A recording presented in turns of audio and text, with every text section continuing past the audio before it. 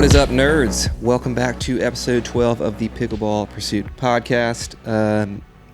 Spoiler alert, not really a spoiler. This is our second time recording this, but we're not going to get too far into that. So, Justin, what's up, dude? I'm sorry. I'm your host, Lewis, with my co-host, Justin. Justin, what's going on, man? How are you? I'm good. It was maybe better the first time around recording, but still good. Looking forward to it. This is a good one this week. Shit happens. We already know this is a good one this week, so. Yeah. We're about to just drop the best second time recorded podcast that has ever happened. It's also the first one, which is great. Well, sweet, man. You been playing much, testing some paddles, doing anything unique and fun? Yeah, actually. I feel like I'm living in your world a little bit because I've been playing with a lot of different paddles. And, prior to this, I wasn't really doing that. But now I've been playing with a bunch of different paddles from a bunch of different brands, switching every day, having a ton of fun, playing like shit. It's great. Playing like shit. Well, that's what you get for switching paddles. It's hard to be consistent. Sounds just like me. Yeah. Honestly. Yeah. I was playing open play the other day, and some dude that I play with all the time was like, he's like, I just realized you switch paddles every single time we play. And like, doesn't that like mess up your game? And I was like, yeah, dude, why do you think I suck? Wow. And he's like, that's a good point. Yeah. That's a good point. We call it at my court. I call that the built-in excuse. And now it's to the point where like I had always jokingly been like, oh, paddle, and now it's gone out of control. The people I play with, anytime I hit a shot off the edge guard, they're like, oh, it must be the paddle. I'm like, oh, 100%. But totally. I they're would being sarcastic. never make those mistakes. Yeah. They know it's not the paddle. We all know. Well, that's awesome, man. I'm glad you've been. What have you been testing? Well, and I don't know if it's technically testing, just trying stuff out for fun. What you been trying out? Well, I'm interested. I feel like I'm being influenced by you because it's two Honolulu paddles. J3K Pro, baby. J2H, which hasn't gotten a ton of coverage. Also, I have been revisiting my Spartus Apollo, and I've just barely started playing with a shapeshifter. So that's one that I'm going to be putting more time into. Yeah. So. All right. Ready for some rapid fire questions on this? Sure, yeah.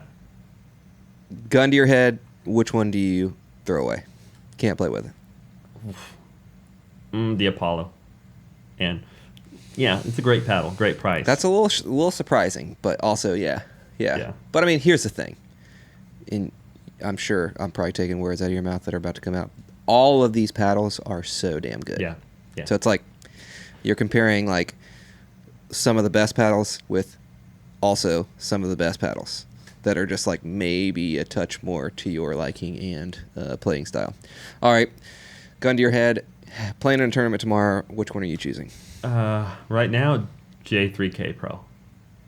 But that's close, man. It's close. And really, this is not fair to the shapeshifter because I literally had 1.5 games with it. So, and I really want to put more time into it. I liked what I was feeling right away.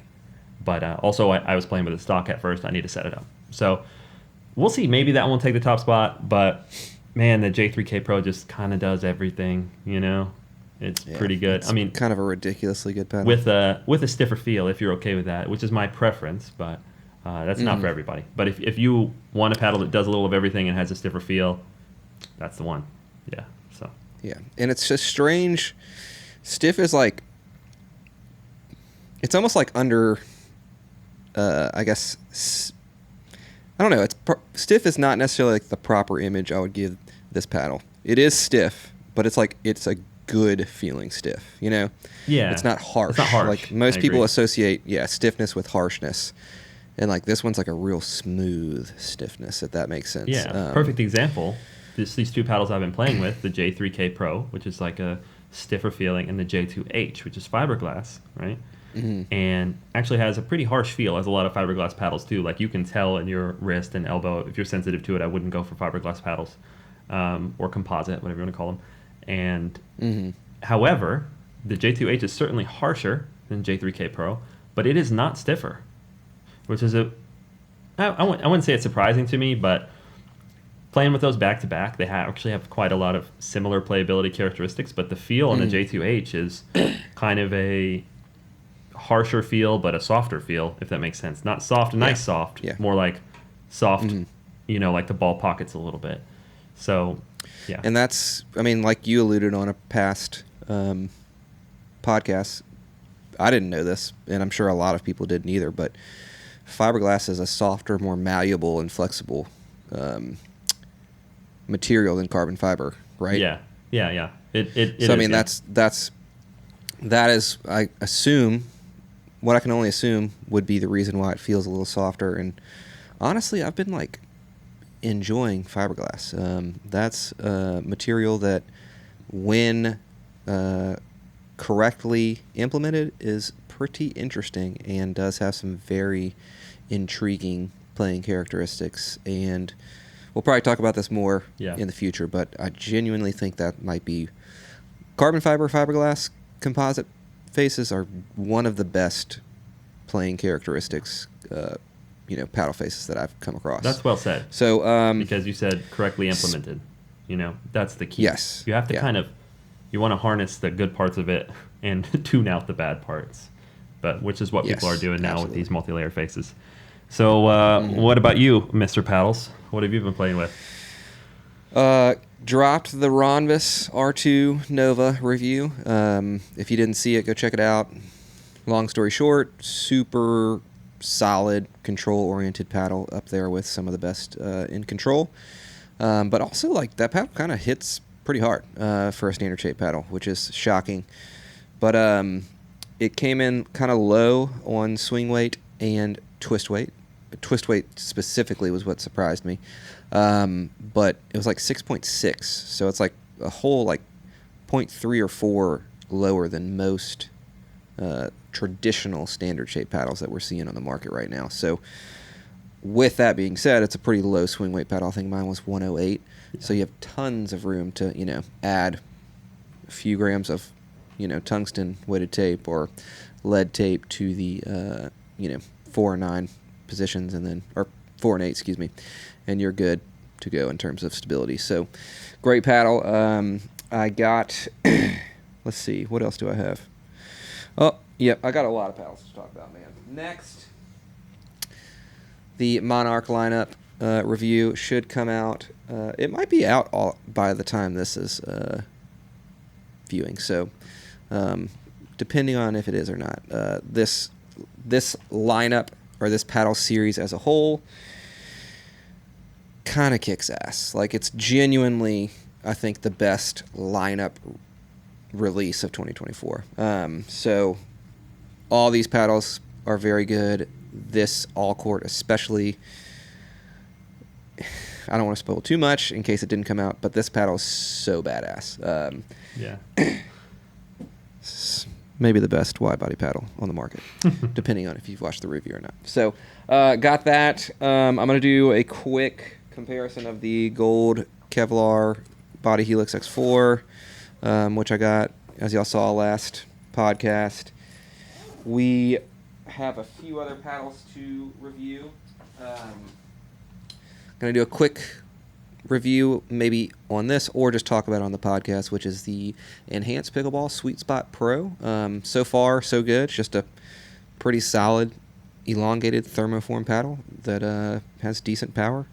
And then wanted to talk about very quickly the Spin DNA paddle that I was sent from the owner of this company. They only sell these on eBay, so it's kind of like a underdeveloped brand, if you will.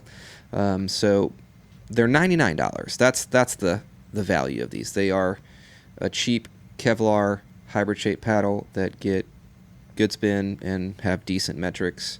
I think it was 112, 6.6 twist weight. So nothing really negative I can say about these, but it's just not a paddle that is crazy or super impressive. But it's a really cheap price, and if you want to take a risk on a newer company, maybe check this one out. So I think they offered me a discount code, but I never signed up for it, so sorry. Look for somebody else's. We got a couple of paddles in the mail. You got one as well. Oh, yeah, we mine's got up the here. Reload. Oh. Yeah, baby. The Reload. So this, without a doubt, is probably the most exciting release of 2024, because it's solving an issue that has plagued the paddle market for the last, 2, 3, 4, 5, Forever. however long they've been doing grit. Yeah. So it's solving the grit issue, which is over time and rather quickly, especially in paint grit textures. The grit wears off very quickly. You lose spin, you lose playability, and the paddle just completely changes its ability to generate spin and shape the ball. They have implemented these new peelable and replaceable grit sheets, which are super easy to take on and off and place back on. And I've played with this very little amount, so I won't talk too much about it. But from the little bit I've played with it, it is a perfectly capable elongated shape paddle. And that is a gigantic win, in my opinion. So if you are somebody who is 100% interested in this, before we even give the full review, I would say it's 100% worth the money. Yeah. And you can use code PURSUIT, which will save you some money on purchasing this paddle. Highly recommend it, even though I've only played with it a little bit. So what were your thoughts when you first kind of opened it up? We definitely want to revisit this, maybe next week, Yes. because I actually haven't played with mine at all. So we just got it recently and have been out.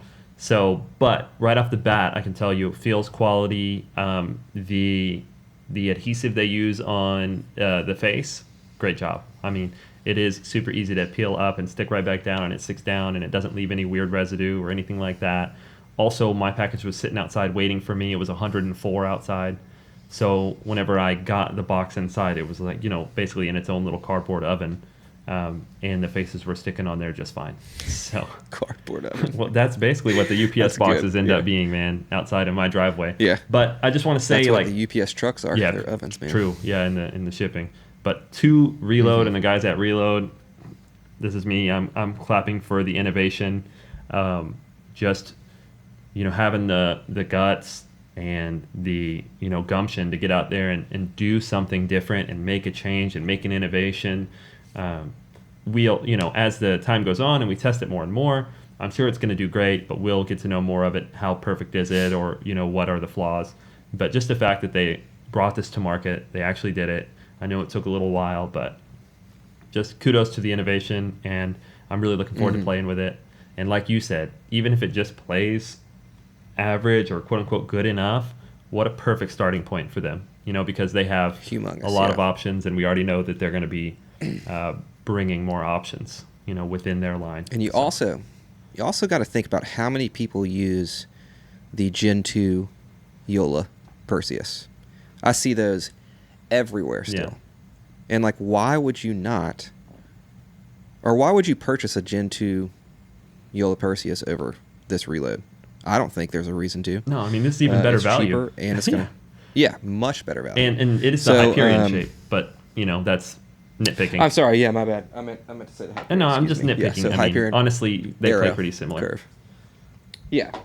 So, I mean, it's just, if you're somebody who uses an elongated shape paddle with an arrow curve and you are just pissed off about your grit going bad in 3 months, then definitely would check the Reload out. So, so we kind of touched on fiberglass, but a paddle that came in, which is the Mavericks Havoc 15 Pro X, will be released soon. It implements some interesting things about this paddle. So it has crazy power, crazy pop, even more power and pop than the Havoc 15 Pro. So excited to see how this one plays out, and probably we'll do a review on this one, but we shall see.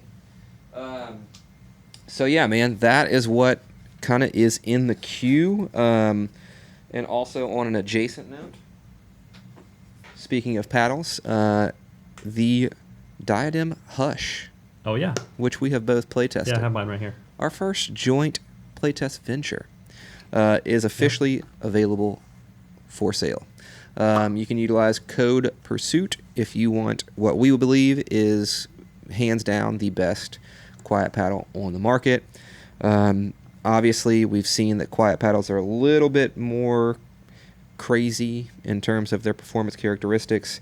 This does not shy away from that. It has insane power and pop and just ridiculous spin. So, Justin, why don't you talk a little bit about the construction of this paddle now that we have the ability to actually talk about that? Yeah. So, and you can find this information from Diadem directly as well, but I thought it was just really smart, the different materials that they use and the different construction techniques. So this on the face, what I described as the stuff you feel on boat stairs or jet skis is not EVA like people are saying. It's actually ETPU. And you probably don't know what that is by that name, but you'll know what it is by this name. It's the stuff that's in Ultra Boost. It's in the midsoles of a lot of shoes. Oh, yeah. So super bouncy. The 2019 killer shoe. Yeah, pretty much. But so it has a great pedigree because imagine getting run on or stomped on all day. That's you're beating this stuff down. However, it's very durable, even in shoes, and it has insane energy return. So that's one of the reasons why this has incredible pop and power. It's just like this is super bouncy.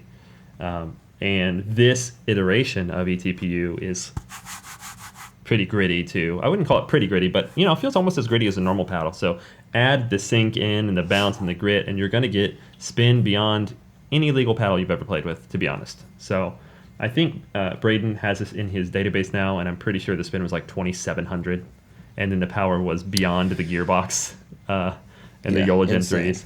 So it's an insane paddle. It's really fun. This paddle, I'm not sure if this is a good or bad thing, but this is probably the easiest paddle to body bag with ever because it has so much speed and it's also so quiet that you can just really do a quick speed up, fool somebody, and it's gonna hit them in the chest and hopefully not the face. Outside of that, we're seeing some kind of advancement of tech here, and I think we're going to see some of this stuff in regular paddles too in the future. But how this is made is from the handle here and then all the way around the edge that you see this kind of gray. This is all one piece. And then there's a separate piece underneath the foam on either side. That separate piece is the face, and then it's welded to the frame here. And that separate piece on the inside, the core is still honeycomb. So that's good. It gives it a solid core for this ETPU to go on. So it's not a foam core paddle. It's actually like kind of inverted. It's a foam face paddle. But yeah, this thing is awesome. It's a ton of fun. I don't know that I would have that many chances to play with it because people don't like to play against it. And but if we were going to a quiet tournament, tomorrow, this is the choice, 1,000%. If other people if you're playing against people with an owl and you have this, unfair advantage. So great job 100%. To Diadem. I appreciate the craftsmanship and the innovation, and it's a ton of fun, even with its I don't know, you wouldn't even call them drawbacks, even with its catches, so to say. Yes, yeah. $171 is the price after discount code Pursuit. Cool. So pretty solid price for what is arguably the highest spinning and most powerful. Well, it's not arguably. It is by far the highest spinning and most powerful paddle on the market. So we touched on it last, but it's actually surprisingly stable. Although it's not like actually stable, but the performative attributes of the face allow it to feel more stable and have more energy return on off-center hits. Exactly. So something that's plagued the other most powerful paddles on the market. So yeah, man. Diadem Hush. Thank you guys, Diadem, for sending those over. And great job innovating. It's nice to see new things on the market because everything is almost identical. So so a couple other things we got sent over this past week are some things from Bodhi.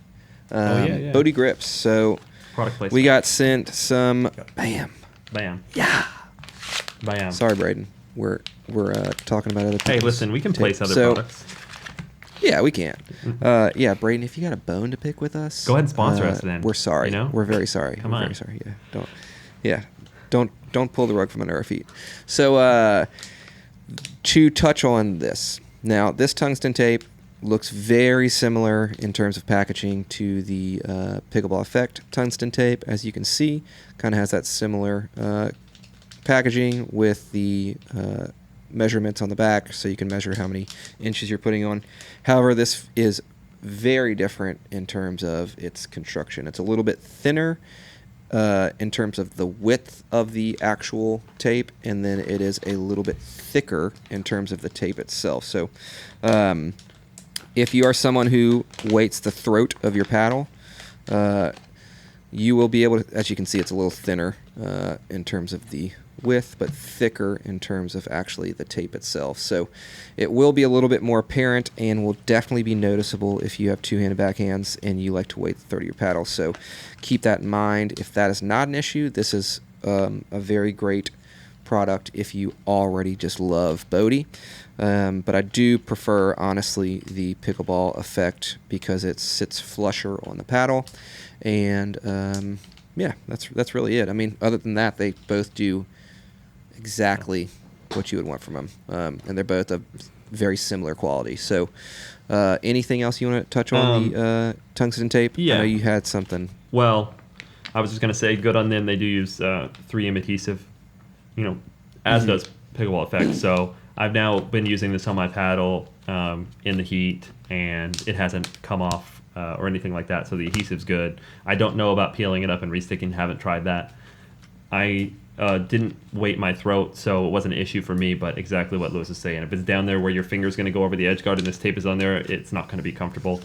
And the other thing I will say is, since it's a little bit thicker, sticks off your edge guard more.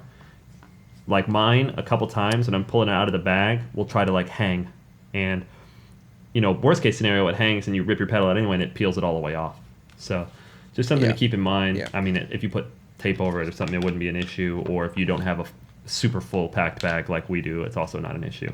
But all that to say, it's still a good product that I'd recommend. Yeah. Oh, yeah, for sure.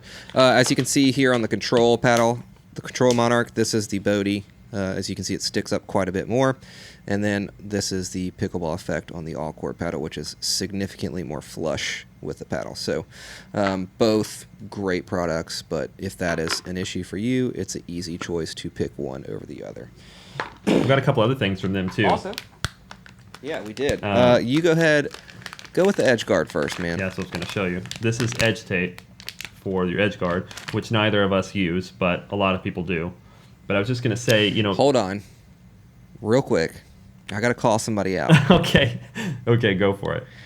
Rafa from Pickleball, that Pickleball tech dude, got his name right this time. Just Pickleball tech dude. He was, Pickleball tech dude.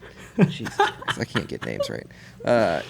So Rafa and I were talking. We were actually talking about these grips, Bodhi grips, and then I was like, "Hey, do you like Bodhi grips? Do you like Lukey grips? Yeah. What are the difference?" And he's like, "I'm also looking for a really good, cool looking edge guard tape." And I was like, "I could not care less about edge tape." Yeah. And he was like, "What? What do you mean?" And I was like, "Well, it changes the weight of your paddle drastically. It increases the swing weight and twist weight a ton, but primarily the swing weight." Yeah. And he was like, "No, it doesn't." I was like, "Dude, This is how we knew he wasn't a listener. yeah, you clearly don't watch the Pickleball Pursuit podcast, because if you did, you would know that. All you nerds know that That was one of our edge tape first trips to is- Nerdtown. It had graphs and everything. that was so. Rafa, get it together, bro. You're supposed to be the tech dude. Yeah, get to Nerdtown, Rafa. Come on. Yeah, bro. Come on, dude. But yeah, did I say "What's up, nerds" at the beginning of this? I don't know. Maybe not, actually. Oh, well. Oh We're my not God. starting over again. What's up, nerds? Yeah. So, All right. back to this tape. I just want to say, we don't use it, but a lot of people do. Of course, you and I probably don't use it because we change paddles constantly. But if you had the same paddle for 3 months, I could see why you might. Yeah. But good job to Bodhi, because they did put a little bit of branding on here. But the rest of the tape is just plain white. So it's not gaudy branding. I think this strikes a good balance of having it plain, but maybe having a little bit of branding on there because, of course, it is their product, so they want to show it off. But yeah, it feels... I like the quality of it. It's not too thick. It's not too thin. And it has a little bit of stretch to it. So should go over the corners nicely. Definitely would recommend for someone, if they want Pickleball edge tape, would certainly recommend this. Probably even over some of the other brands I've tried that are too thick. So... Yeah. And then we got grips. Well, sweet, man. Yeah, we got some grips, man. Which ones did you get? Well, I think we got the same kind, but Yeah. I got Ultra Tack, superior yes. comfort, long-lasting soft feel. Ultra Tech, but I got these lime green ones because I do this now. This is like we've been testing Overgrips, which we'll probably dive into eventually on another podcast once we have all the brands we want to look at. But I always order the most obnoxious colors because I think something that is important to test is this going to bleed? Is it going to stain my grip? Is it going to stain my paddles? Is it going to stain my hands, my shorts? As that happens sometimes, you know, you get it on your hands, you don't realize, and you wipe your hand on your shorts, all of a sudden you've stained, you know, your shorts. So, even though I prefer white just like you do, I've been playing with a bunch of lime green grips right now just to see. And by the way, they don't bleed. So, and they have been wet and sweaty, and so good job on that. Question. Go ahead. Do they stain other white grips when they are resting upon each other for a long period of time? Haven't stained any of my other paddles in my bag. I wouldn't be surprised if they stained a white base grip that it's wrapped over, but I haven't pulled them back off yet. Well, you have a stained color? Here. Well, yeah. It's this one right here has like a little pink stain from a pink grip that was resting on it. So yeah, my Wilson green ones did that. Yeah. I had some green Wilson ones and they stained another white grip. Once I pull these off, because I have two of them on two different paddles right now, then we'll see the white grips underneath, and it probably does, but I don't really care about that. I just want to make sure it's not on my hands and on my clothes, you know. But yeah, so that's I guess the nerdy testing part.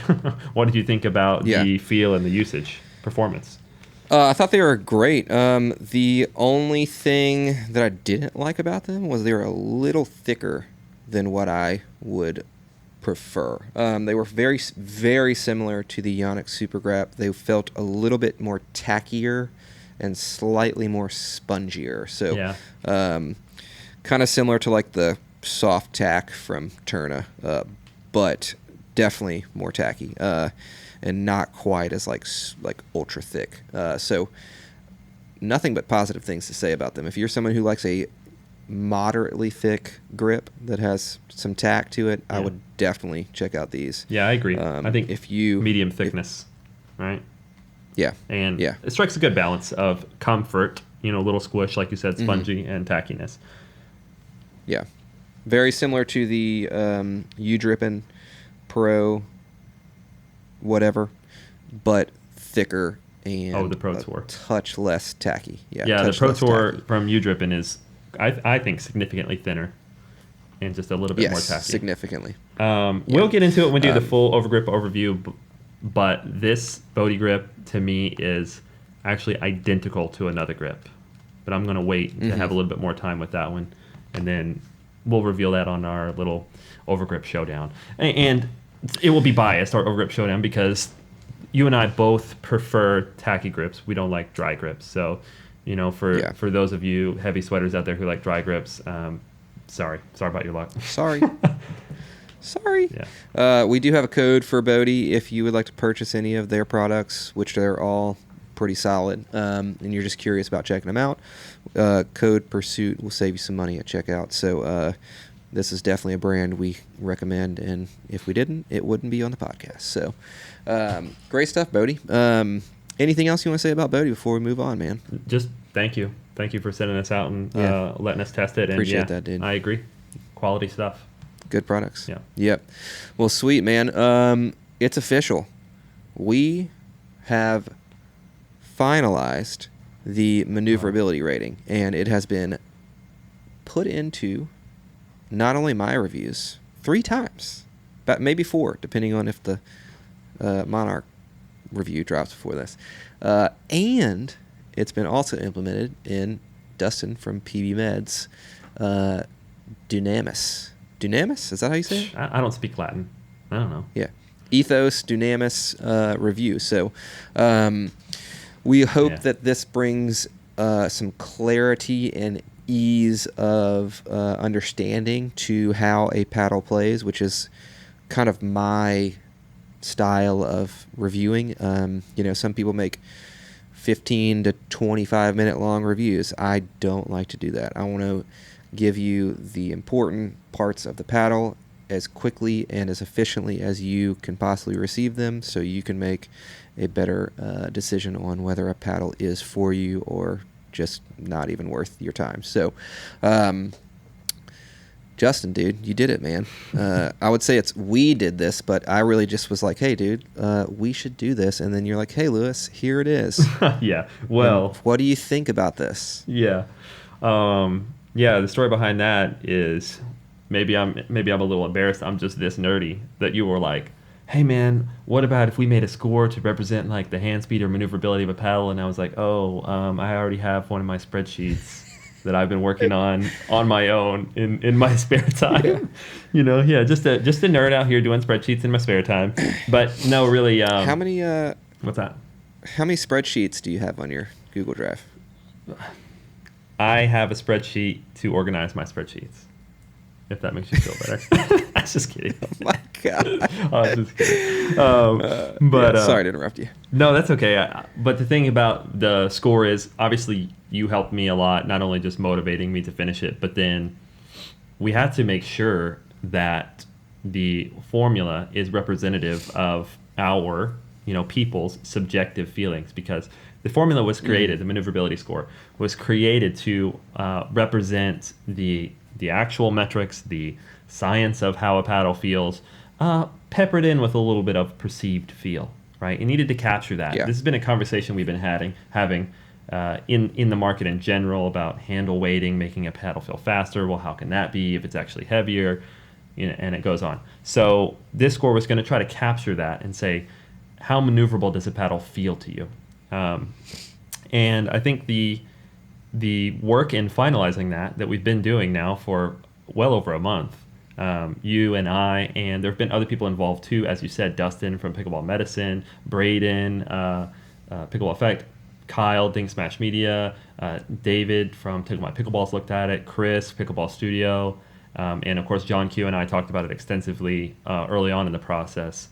And so with all of those kind of trusted inputs, I feel that we're at a place now where the formula is finalized, the score works how it should. You put in a paddle and it spits out a number, and it's the number that you would expect it to spit out, which has been great. And we've compared, and we've even tried a lot of stuff to make sure it's working right. Like, what if we put a crazy amount of weight in the handle? What if we do this weird thing? And up to this point, it's working great, and it's finalized enough that it's in reviews, and maybe and kind of hopefully you'll start to see it elsewhere as well. Your reviews, like you said, Dustin from Pickleball Medicine, there may be other reviewers who start to incorporate it, and this really now is sort of a public metric that maybe everyone can use, and that was the purpose of it, so that we can all compare and have a way to collate our subjective opinions with an objective metric in a way. So absolutely. Yeah, I'm excited to see it more places, and it will be eventually publicly available, the full database of over 300 paddles as it keeps going. And then also we'll probably make a calculator for people if they want to plug in numbers and test things out. Hey, if I added a slice cap to this, would it feel better or worse? It's, and one score is not better than another. It's all preference. Yes, absolutely. You and I probably have, now that we know how the score works, I know what my preference is. It's between 50 and 55. That's where I want my paddles to fall. But yours is different. We definitely know, like Isaac from Pickleball Studio, his is different. He probably likes paddles around 70 or maybe even higher, so it's just another thing for us to kind of nerd out on, but also hopefully help people get a quicker understanding. So yeah. Two things. Number one, there will be some paddles that are not on the scale of 0 to 100, and we talked about this. Is this okay? And I think we both agreed that, of course there's going to be outliers. There's going to be paddles that are drastically different than the current, recipe for static, twist, swing, balance point. So that will happen occasionally, and it's very rare that hardly any paddles have gone above 100. In one set of paddles, which was the Electrum Stealth. What were they? Elite? Stealth. Electrum Stealth models that were below 0, but they were like 7.5 and 7.6 ounce stock. Yeah, swing weight's below 100. I mean, exactly what you're saying. It quote unquote is the scale broken if paddles go outside of over 100 or under 0?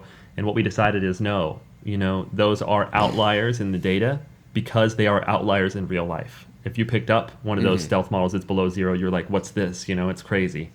And what is this feather? Exactly. Or if you pick up the paddle that scored 133, which is the Rockney Aeroblade with the weights, it has 137 swing weight. It's almost 10 ounces.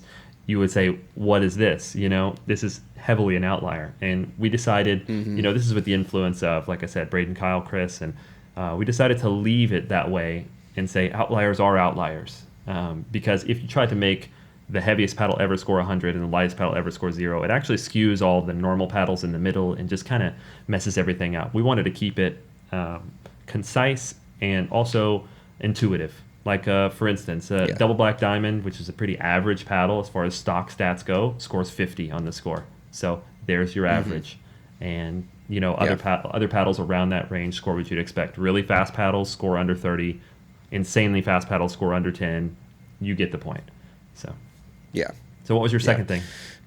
Second thing, this clearly is coming out at the same time that John Q's hand speed index. This is in no way, shape, or form trying to replace or battle with his metric. So his is a much more in-depth for multiple subcategories of maneuverability. So don't want anybody to think we're trying to step on his toes or make his obsolete or, that's not the case. And couldn't agree John's more, by the way. A smart dude. Yeah. Like I said, John and I talked about this early on. We talked about his, direction and formula hand speed index and its maneuverability score, and recognized that they're two different things and neither one is better than the other. They're just different and they're not even at odds, to be honest.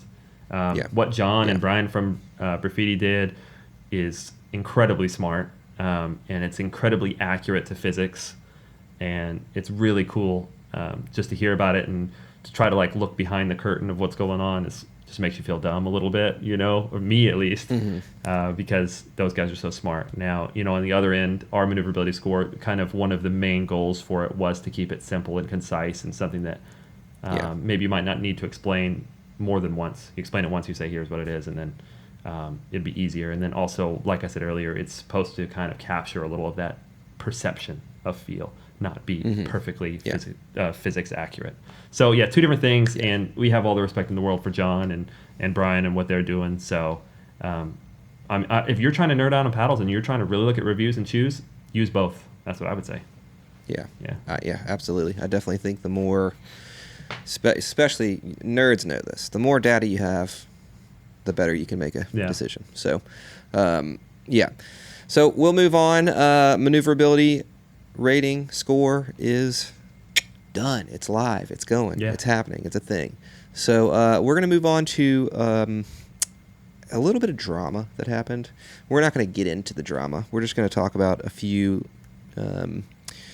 things that were mentioned in this drama that would be pertinent information for this podcast. But long story short, Discord, my favorite place in the world, there was a disagreement between a owner and a reviewer, and the owner said something along the lines of it's unfair that some companies offer higher commissions, and it just got messy. So we're going to touch on just that, the commissions as a whole. So as you may know, or may not know, paddle companies generally, and this is me speaking with my experience, paddle companies send me a paddle to review, and they do not pay me. They do not say, hey, Lewis, you have to say this, you have to give it a good review, you have to do this. They give me nothing but the paddle itself. I am free to do whatever it is I would like to do with the paddle in terms of the review, if I agree to even give them a review. So after that, they will say, hey, would you like a discount code for your reviewers to utilize to save money on their purchase, and therefore you will get a commission of that sale every time someone uses the promo code. And obviously, I'm going to say yes, because they don't pay me any money to do this, and the only way to technically gain any money from this would be to generate sales from that. However, it is a laughable amount of my reviews have had 0 paddle sales, and this does not drive me to make reviews or to give a paddle. It's actually hilarious to think about how many have had no sales at all. A little embarrassing, but we won't go too far. We believe in you. But yeah, that does not drive me. You know, how much someone is going to pay me or how much money I could potentially make off of a review does not drive me. What drives me is to test the best paddles, which is why in the beginning I would test all paddles. And I actually gave a bad review to Kiwi Labs on their spiked paddle. And after that, I was like, I'm not wasting my time on this. Like, I don't want to give people bad reviews and ruin potentially their brand awareness, if you will. I'd rather test what I believe is really, really good, really, really high quality products so I can actually say, hey, these are good and these are worthy. But anyway, the main topic was, should all companies pay the same commission? And this was an interesting, topic, because some paddle companies pay significantly lower commissions than other paddle companies. Other paddle companies pay significantly higher commissions. They range anywhere from $5 for a sale. Actually, some companies don't even offer you money. They offer you, a credit for a paddle. So anyway, they range from $5 typically to 25% of the sale. I don't think that necessarily matters to me, because when I first started doing this, I didn't even know you could make money. Literally had no clue. Didn't know that. I was just like, oh yeah, I'll get a promo code for the viewers and they can buy it, and great, they'll have a discount on the paddle. And then my first commission check came in for like $40, and I was like, oh, you can make money off of this. This is cool. And didn't know anything about commissions or what the percentage was. And I've kind of tried to keep all of the commissions out of my mind, because the more I think about, oh, this has a higher commission, this paddle has a higher potential of making me more money, the more reviews can be skewed. There is a paddle company that I rep pretty highly who does have a fairly high or a very high commission percentage, which is Honolulu Pickleball Company. But I genuinely believe the J2K and the J3K are two of the best paddles that are currently available on the market. And there's been other people who have agreed with me. I think me. I think don't Chris have any, even. Yeah, you agree. No affiliate code, no commission. Yeah. And I actually was kind of a non-believer, good word usage, for Honolulu for a while. And then I tried them, and I was like, dang, double. Man, these are good. Yeah. They're actually good. Yeah. So. Yeah. So this is not for me to say, oh, I'm defending my honor.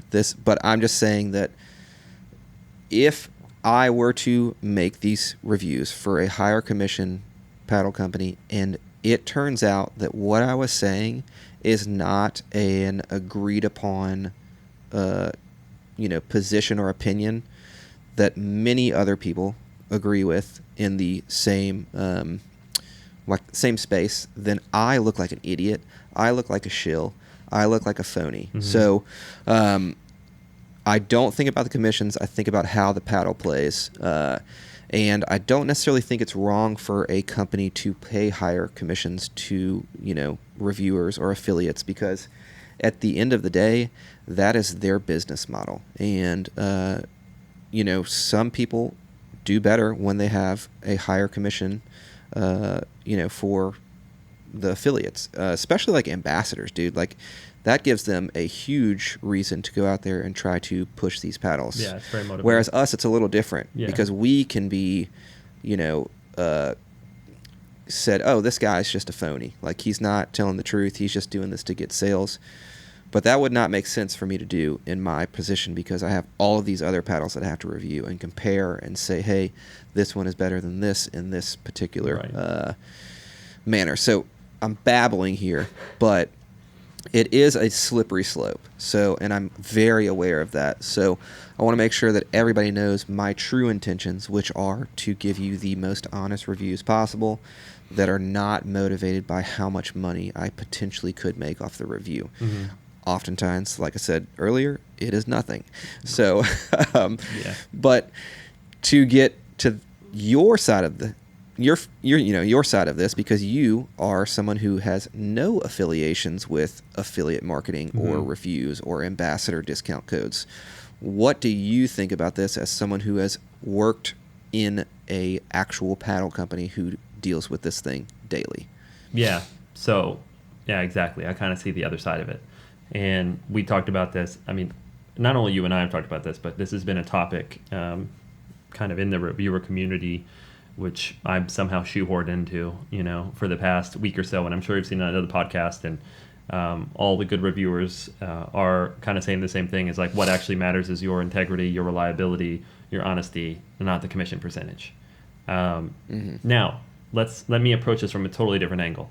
Let me tell you the business's outlook on affiliates, which is what reviewers are. They're essentially affiliate codes. And this isn't unique to Pickleball, by the way. A lot of brands use affiliates for all kinds of stuff.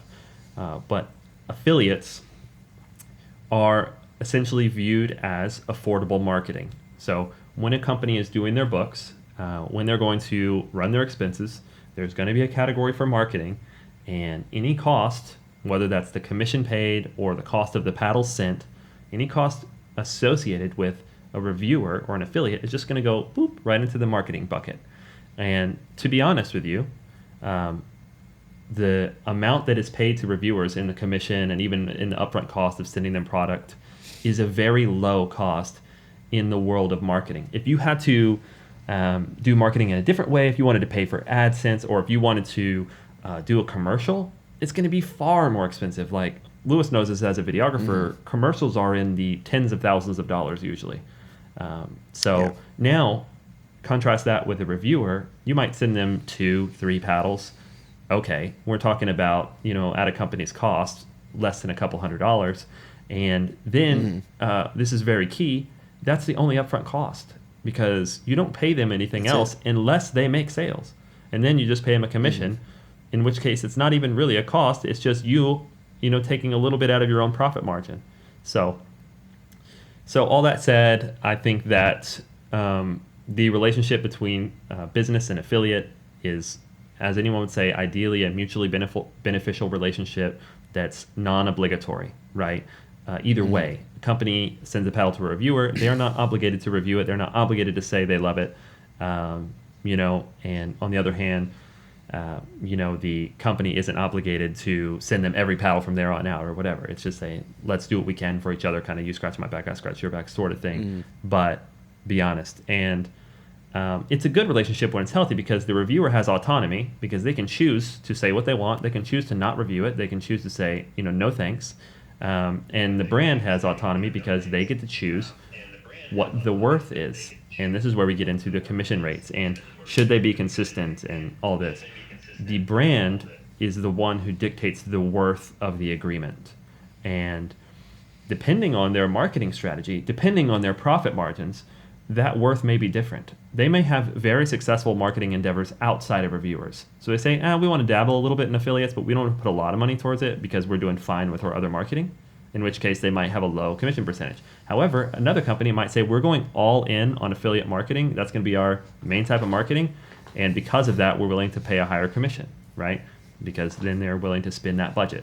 So I think that they know all companies shouldn't offer the same commission percentage. And it's silly to try to dictate that. This is the free market. It's up to a company to decide how much they want to pay for their marketing. And companies will live and die by their decisions, usually their fiscal decisions, good or bad. So whether they choose to pay a high or low commission may or may not be a good decision, and that is their reward or their consequence only. So anyway, that's my thought on it from the business side. So a little different than the reviewer side, which which I'm sure you'll have heard on most of the podcasts from the reviewers, and it makes sense that right now, while this is a kind of a hot button topic, that all the reviewers come out and say, here's where I stand, full transparency, here's my goal, here's how we're paid, all that. It's good for the viewers to know. But yeah, I have a little bit of a different perspective on it. Yeah, it's definitely something that I probably should say more in my reviews or make more apparent. Like, I do make money off of the sales that people use my promo code for. And I'll probably put more effort in making sure that is aware. So I do say it supports the channel. So with that being said, really just the mantra that I kind of live by in terms of this is just don't be a shithead. Like, don't be a sleazy person and tell the truth.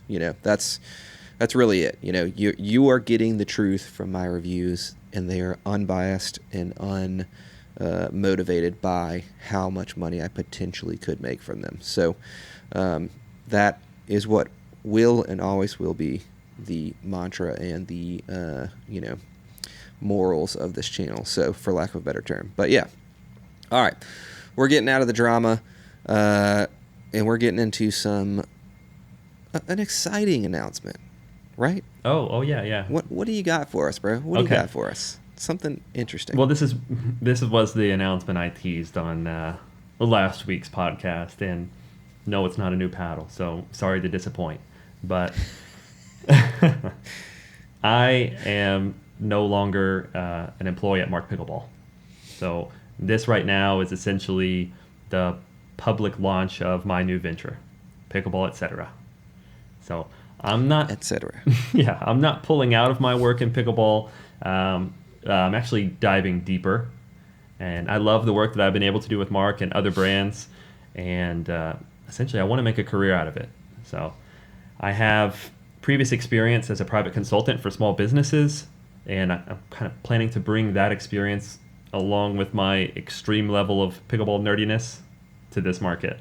Pickleball, etc. First and foremost, it's going to be a private consulting firm. However, I'm also going to have a smaller branch that will be content creating.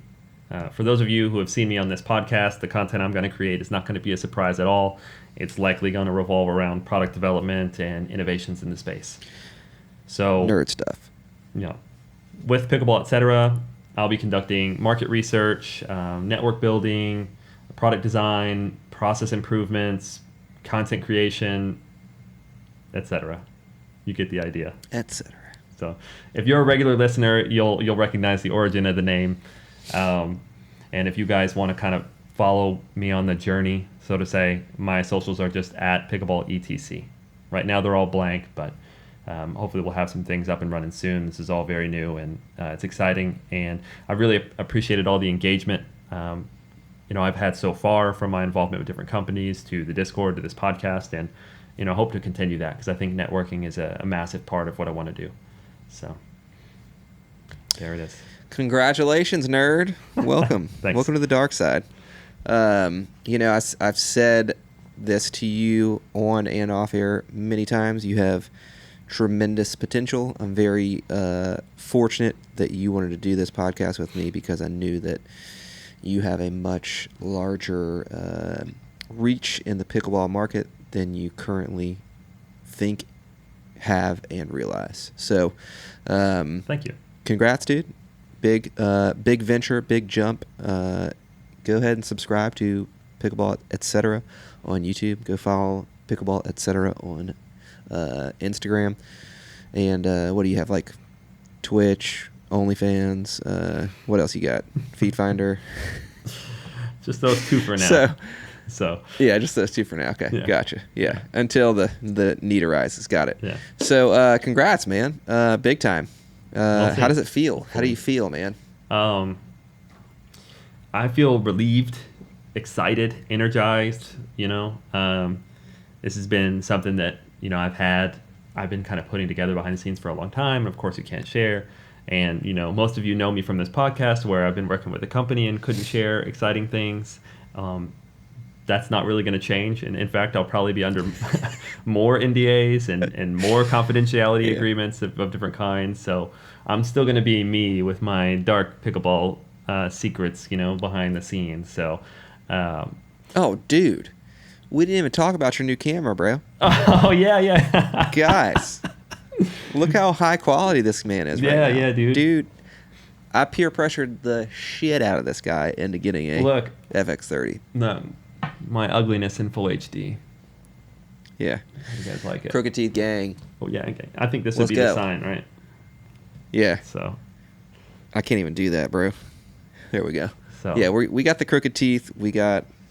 This is the best, worst pickleball paddle. well, if you're listening, you won't know a podcast difference. But if you're watching, Yeah. you probably noticed by now that my camera's a little different since we are, an hour deep or whatever it's been. But 56 minutes. I mean, it's a perfect time to say it. So, So hey, we honestly, dude, we were getting roasted in the comments about our set, the camera quality. So had to make some changes. We could still get roasted. We don't mind. I think we actually kind of like it. Yeah, keep the roast coming. So I'm roasting back here on this side with my rotisserie chicken lamp. So oh yeah, true. We're good, dude. Yeah, I mean, and I'm clueless. This is my first, cinema level video camera, if you want to call it that. I don't know if it's quite that good, but so I'm still learning. It's a cinema camera. There you go. Fancy now. Look at that. Congrats, man. Welcome. You're a cinematographer now. That's good news, man. I think we are on to the final topic, which is just Q and some A's, man. Okay. What you got? Yeah, I got these. The first one's for you, okay? This is from Aaron30C. He says, I'm very interested in the Pickle Vantage Pro 16 millimeter. I don't see anyone reviewing it, and 3 pros are already using it. I know you get bombarded by companies, but at $140, the stats seem top tier. So, I'm not cool enough for Pickle. PKKL. P-I-K-K-L? Is that what it is? P-I-K-K-L, yeah. Yeah, they probably don't like me because I don't know how to spell their brand. But I've messaged them multiple times, and they just ghost me. They're like, who is this chump? We got John Q. We don't need you. Yeah. So I would defer all of the pickle questions to John Q. He's talked about them quite a bit on his podcast. So go check that out. I am certain that it is a perfectly good paddle that compares to virtually every other paddle on the market. The thing about paddles right now is that there are more things similar about a paddle than there are things that are different. Yeah. So that is just kind of the nature of pickleball and the paddles themselves and just technology where it is. So if you have $144 and you are interested in that and you will not be in any whole shape, by spending that money and purchasing that paddle and trying it out, I would say go for it. I know John Q has a promo code for them, so go ahead and use his and check it out. But I can't answer that question, unfortunately, because I have not hit them. So heard great things. But yeah, thanks for the question, man. Appreciate it. Okay. Next question is from Instaloo, and it says... Whoa. That's Louie from Stacks, who owns the indoor facility that I play at all the time. So thanks for the question, Louie. Okay. Hey, Louie. This question's for me. It says, Justin, do you design the paddles to exploit certain facets of the game? For example, you said that the return of serve is a cheat code. So how would you design a paddle to accentuate that? So answer to the first question, do I design paddles to exploit certain facets of their certain shots, I guess? The answer is no. However, yes, in a more general way. Usually when going into a paddle design, you have a goal in mind. There is modeling that happens before anything physical happens. Of course, there's, you have a goal of what type of paddle you want to make to fill the hole within a brand's paddle line, or, maybe it's a certain technological innovation that you've developed and you're like, we might need to apply this to multiple paddles, right? So like a new type of core, for instance, or whatever it may be. So we would design a paddle to accentuate certain playability characteristics, as in we want to make a top-tier control paddle, and so control is the primary thing you look for, and, of course, that kind of rules out having a super powerful paddle. Or you might go the opposite way, and you say, we want to make this paddle just a super poppy paddle, and, super stable. Usually it's going to be, I would say, 2 or 3 things you're trying to stick to define the personality of a paddle, not just one thing. But so you do kind of go in with an idea, but I will say sometimes you're surprised. Sometimes you think, oh, if I incorporate this new material in this way, then I should have the most controllable paddle ever. And then you model it and it all makes sense, and then you get the prototype and you're like, hang on a minute, this has some spring to it. All of a sudden I made a poppy paddle, and then it takes you in a different direction. So sometimes the product develops just like you expect. Sometimes you have to let it sort of have a life of its own. But yeah, so that's sort of the answer to that question. Are you sure that wasn't for me? Why? Oh. I'm just kidding. Lewis answering that question. Duh. Just kidding. Okay, so I got 1.5 more questions. It's basically 2 questions, but from the same person. So this is from T.E. Rogan, and the first question says, instead of cores being cut out of huge sheets, I think I've heard that Electrum forms their cores so there's no cut edges. Could doing this allow a company to either have smaller cells in the sweet spot and wider cells around the edges, or something like firmer edges and softer in the sweet spot, or vice versa? Maybe even one type of polypropylene in the sweet spot and another type around the edges. How far can this be taken? Easy answer to that: no, you can't do it, and it can't be taken very far at all. So the reason I say this is I've already tried this with the manufacturer. I've already explored this this conversation path, and of course I say no.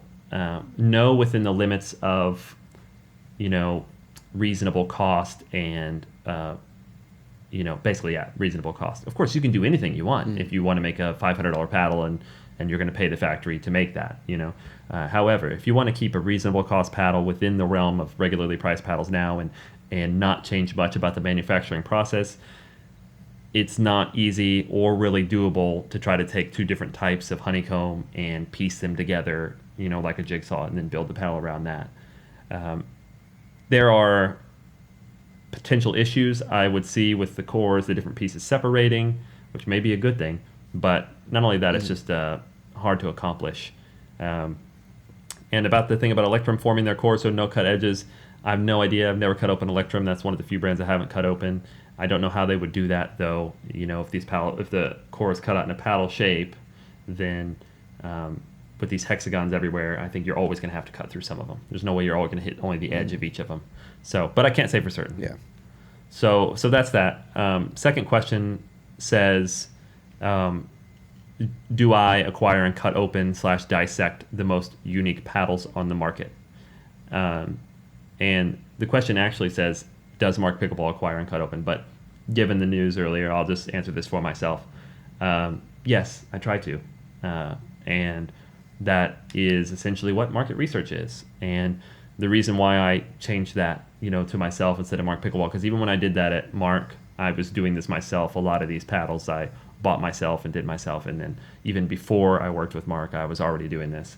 And I can hear people out there being like, oh, you copycat, you're trying to say you're a product developer. Cheater. If you're cutting open the competition to see what they're doing. But to me, it would be asinine to not do that. I mean, that is market research. That any respectable product developer in any realm, in any market, needs to understand what the competition is doing, what they're doing right, what they're doing wrong, what's working, what are the trends in the market. So yes, absolutely, it's one of my favorite things to do is dissect paddles. And maybe this is a little bit of a real quick segue spoiler. 1 second. Go ahead. Before you spoil, I will say and go as far as anyone who is not looking at what the competition is doing is at a detriment, because they are not doing their due diligence to learn about what the needs of the market are, what the market already has, and what it is most overwhelmingly missing. So I do this all the time when I'm making commercials for people. I look at other similar commercials and be like, okay, I don't want it to look like every single other one, because if I do that, then what the hell is the point of them hiring me? So it's very important in all product-based or all service-based industries that you are seeing what the competition is doing firsthand, and then understanding how you can potentially make it better or make it different to where it meets a different niche or need. So go back to your spoiling. Sorry. So I was just going to say, spoiler alert. Business school, baby. This is nothing for certain, but exactly what you're asking might be my first foray into content creation. This is what I want to do.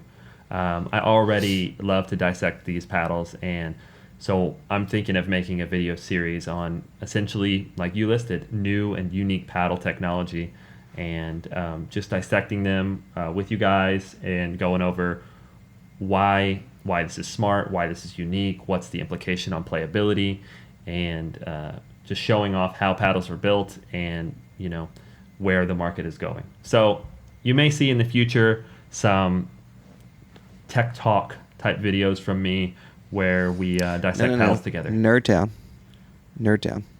Get it right. I don't know. Nerdtown is going to be hell for the pod. We'll do some Nerdtown videos, but What about Nerd Talk then? Nerd Talk. Paddle Nerd Talk. I'm mad that this is already taken, but the best one is talk nerdy to me. Yeah. Talk nerdy to me. So great podcast, by the way. If you want to listen to some nerdy science podcast, talk nerdy to me. Great podcast. Shout out. But that's a great name too. Yeah, for sure. Well, is that it, bro? We got anything else? That's it. I mean, we did the whole thing twice, so how could we forget anything? Yeah. Should we just stop and record it again right now after this? Oh, God. I think I'll quit. You guys have no idea. We just went through the entire thing that we did last night today. Yeah. So a little exhausting, but hope we kept it fresh. Hope we kept it good. Hope you enjoyed this episode of the Pickleball Pursuit podcast. I'm Lewis, your host, with my co-host, Justin from Pickleball, etc. We'll see you on the next one, man. Thank y'all for joining. Peace.